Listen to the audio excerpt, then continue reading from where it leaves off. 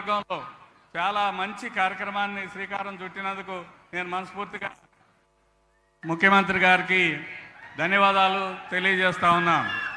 అదేవిధంగా అనేక రకాలైన కార్యక్రమాలు ఈ సందర్భంగా అమలు జరుపుతూ ఉన్నారు. సార్, ఎస్టీ కమిషన్ ఒకటి దాదాపు మనం 10 నెలలు అయిపోయింది.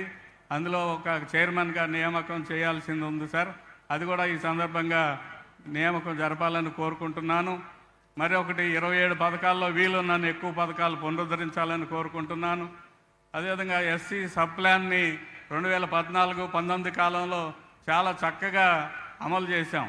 అదే సబ్ ప్లాన్ ద్వారా ఎస్సీ ఎస్టీ కాలనీల్లో మౌలిక వసతుల కల్పన కోసం కూడా మీరు ఆల్రెడీ ప్రారంభించారు. మిగిలిన కార్యక్రమాలు కూడా పూర్తి చేస్తారని కోరుకుంటున్నాను. అయితే మీరు మా నియోజకవర్గం రావడం అదృష్టం ఈ రోజున మరీ ముఖ్యంగా. అందుచేత కొన్ని 2-3 నియోజకవర్గానికి కూడా మీరు వరాలు ఇవ్వాలని నేను ప్రత్యేకంగా కోరుకుంటున్నాను. సార్, మొట్టమొదటిది తమరు ఎన్నికల ప్రచారంలో తాడికొండకు వచ్చినప్పుడు 2-3 అంశాలు మీరు హామీ ఇచ్చారు సార్. ఆ హామీలు ఏంటంటే మొట్టమొదటిది తాడికొండ 1978 నుంచి షెడ్యూల్ కాస్ట్ కేటాయించబడిన నియోజకవర్గం ఇప్పటి వరకు కొనసాగుతుంది. కానీ తాడికొండలో మంచినీటి సౌకర్యం చాలా తక్కువగా ఉంది. మంచినీటి సౌకర్యం కోసం ఒక ప్రణాళిక రూపొందించి దాహార్తి తీర్చాలని కోరుకుంటూ ఉన్నాను సార్. అదేవిధంగా తాడికొండలో కొండ మల్లేశ్వర స్వామి టెంపుల్ ఉంది. తమరు ఎన్నికలప్పుడు హామీ ఇచ్చారు. దానికి ఘాట్ రోడ్డు నిర్మాణం చేయటానికి దాన్ని కూడా సంకల్పించాలని కోరుకుంటున్నాను. రాజధాని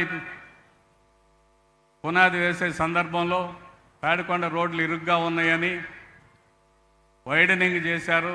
ఆ సందర్భంగా వారికి పరిహారం రాలేదు. ఆ పరిహారం గురించి మీరు హామీ ఇచ్చారు. దాన్ని అమలు చేసే దిశగా గౌరవ మంత్రి నారాయణ గారి ద్వారా సంప్రదించడం జరిగింది.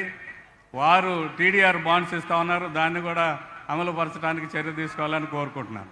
కొండవీటి వాగు నిర్మాణం మాకు తాడికొండ గుంటూరు నుంచి అమరావతి రోడ్డులో లామ్ దగ్గర కొండవీటి వాగు వచ్చిస్తే వర్షం కురిసి కొండవీటి వాగు పొంగితే గుంటూరు నుంచి రాజధానికి అమరావతికి కనెక్షన్ కట్ అయిపోతాం. దాని మీద తమరు ముఖ్యమంత్రిగా 2014-19 కాలంలో ఉన్నప్పుడు ఒక 13,65 లక్షలతో ఒక బ్రిడ్జి శాంక్షన్ చేశారు. దాని శంకుస్థాపన కూడా అయ్యింది. కానీ అది 25% పూర్తి కాలేదని ఆపేశారు జగన్మోహన్ రెడ్డి గారు.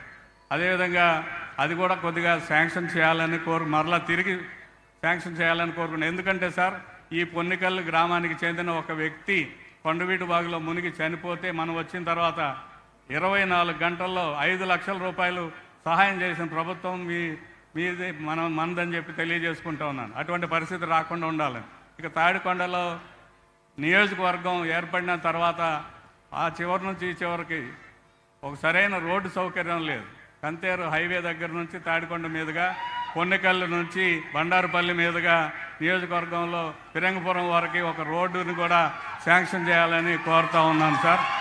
అంతేకాదు మరొక ఆఖరి కోరిక సార్. ఆఖరి కోరిక, మనం ఎన్నికలప్పుడు హామీ ఇచ్చాం సార్. తాడికొండ బహిరంగ సభలో కొండవీటి కొండల్లో మనకి రెడ్డి రాజులు పరిపాలించిన కొండవీటి కోట దగ్గర టూరిజం ప్యాకేజీలో ఫిరంగిపురంలో ఒక చర్చ్ ఉంది. దాన్ని టూరిజం ప్యాకేజీలో చేర్చి కొండ మీదకి ఘాట్ రోడ్డు కూడా సహాయం చేయాలని విజ్ఞప్తి చేస్తూ ఉన్నాను. ఆఖరిగా రైతాంగానికి మా బండారుపల్లి మేజర్ ఛానల్ పూడిపోయింది సార్. దానివల్ల మా పంటలన్నీ కూడా నీరు సౌకర్యం లేక ఇబ్బంది పడుతూ ఉన్నారు. వాటిని కూడా మీరు కన్సిడర్ చేసి బండారుపల్లి ఛానల్ బ్రహ్మాండంగా బాగు చేపిస్తారని నేను వినియోగించుకుంటూ అదృష్టంగా భావిస్తున్నాను.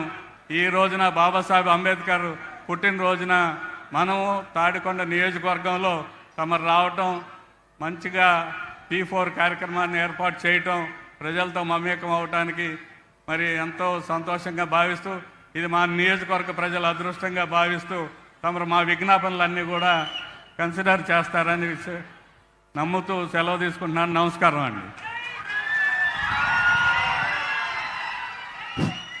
ధన్యవాదాలు సార్. ఇప్పుడు సభను ఉద్దేశించి ప్రసంగించవలసిందిగా గౌరవ మంత్రివర్యులు శ్రీ స్వామి గారిని కోరుతున్నాను.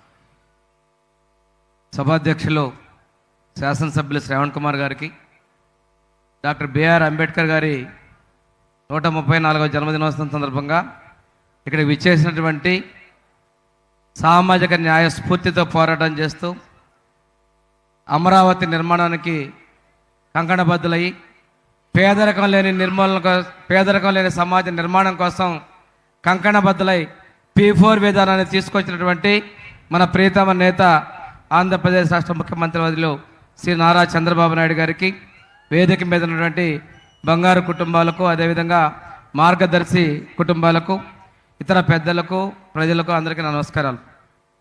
ఈరోజు రాజధాని ప్రాంతంలో డాక్టర్ బిఆర్ అంబేద్కర్ గారి జన్మదినోత్సవాన్ని జరుపుకోవటం చాలా సుపరిణామం.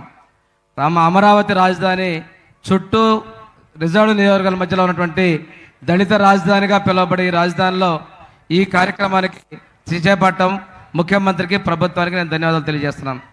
అంబేద్కర్ గారు ఒక మిలిటరీ, వారి తండ్రి ఆర్మీలో పనిచేశారు కాబట్టి చిన్నప్పటి నుంచే అదేవిధంగా పనిచేసే నిబద్ధత ముందుకొచ్చారు. ఆ రోజు అస్పృశ్యతలు, ఆర్థిక సమస్యలు ఉన్నప్పటికీ కూడాను కష్టపడి చదివి విదేశాల్లో కూడా వెళ్ళి విద్యను అభ్యసించినటువంటి వ్యక్తి అంబేద్కర్ గారు. అపర మేధావి, ప్రపంచ మేధావి, లండన్ మ్యూజియంలో ఉన్న పుస్తకాలన్నిటి కూడా చదివినటువంటి ఏకైక వ్యక్తి డాక్టర్ బిఆర్ అంబేద్కర్. అంతేకాకుండా ఆర్థిక శాస్త్రంలో 2 PhD డాక్టరేట్లు పొందినటువంటి వ్యక్తి కూడా డాక్టర్ బిఆర్ అంబేద్కర్ గారు. వారు రాజ్యాంగ రచనే కాకుండా సామాజిక న్యాయాని కోసం, అదేవిధంగా కుల వివక్షని తరిమికొట్టేందుకు, ఆర్థిక అంతరాలు తగ్గించేందుకోసం ఈరోజు రాజకీయాలలో ఈరోజు రిజర్వేషన్ కల్పించినటువంటి ఇవన్నీ కూడా డాక్టర్ బిఆర్ అంబేద్కర్ యొక్క చొలవని కూడా తెలియజేస్తున్నాం. ఈ ఎస్టీల అభ్యున్నదే కాకుండా స్త్రీలకు సమాన హక్కులు, అదేవిధంగా రైతులు, కార్మికుల సంక్షేమం కోసం ఎన్నో నిర్ణయాలు తీసుకున్నటువంటి గొప్ప వ్యక్తి డాక్టర్ బిఆర్ అంబేద్కర్ గారు. వారు బహుభాషా కోవిదులు. అంతేకాకుండా వ్యవసాయ రంగంతో పాటు ఇది నీటిపారుదల రంగం మీద కూడా వారు చేసినటువంటి కృషి మరువలేనిదని కూడా తెలియజేసుకుంటూ, ఈ రోజున మనం తీసుకున్నట్లయితే మన ప్రభుత్వం అంబేద్కర్ గారి ఆశయాలకు అనుగుణంగా వారి స్ఫూర్తితో మన గౌరవ ముఖ్యమంత్రి గారు ముందుకెళ్తున్న విషయాన్ని కూడా మనందరం ఒకసారి గుర్తు చేసుకోవాలి. ఈరోజు సమాజమే దేవాలయం, ప్రజలే దేవుళ్ళు అని చెప్పి అన్న ఎన్టీఆర్ గారి స్ఫూర్తితో తెలుగుదేశం పార్టీ సామాజిక న్యాయానికి ముందుకెళ్తే మన చంద్రబాబు నాయుడు గారు డాక్టర్ బిఆర్ అంబేద్కర్ విదేశీ విద్యకి పేరు పెట్టి తీసుకొస్తే గత ప్రభుత్వం ఆ పేరు తీసేసి ఆ రోజు ఆ ముఖ్యమంత్రి పేరు పెట్టుకుంటే మన ప్రభుత్వం రాగానే తిరిగి డాక్టర్ బిఆర్ అంబేద్కర్ ఓవర్సీస్ విద్యానిధి పథకానికి పేరు మార్చడం జరిగింది. ఇది అంబేద్కర్ గారి మీద మన ప్రభుత్వానికి, ముఖ్యమంత్రికి ఉన్న చిత్తశుద్ధి తెలియజేస్తూ ఉంది. గత